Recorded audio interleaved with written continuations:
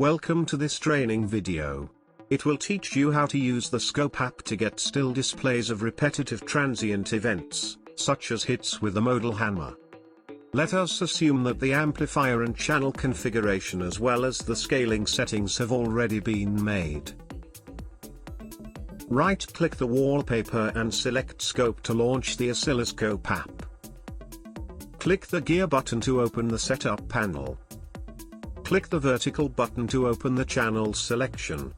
Select the channels that you want to display in the oscilloscope. Hold down the Control key and click to select multiple channels. Start the measurement with the Start button or F4. You can see the waveform of the selected channels in the display. Use the mouse wheel to zoom in and out on the time axis. Hold down the Control key and scroll the mouse wheel to zoom the Y-axis. Scaling the Y-axis deactivates the automatic scaling function, which normally automatically increases the Y-axis to the absolute peak value. To enable automatic scaling again, check this checkbox on the display page. The scaling of the X scale also defines the pre and post trigger time. You can overwrite the minimum and maximum values of all axes at any time. Click the vertical button to close the channel selection.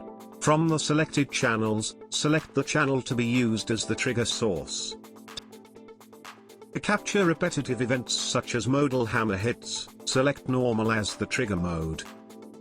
Move the green trigger cursor to a magnitude that will only occur during the hit. You can also enter the trigger value directly. If the trigger value, pre and post time are appropriate, you will get correctly triggered waveforms of your events.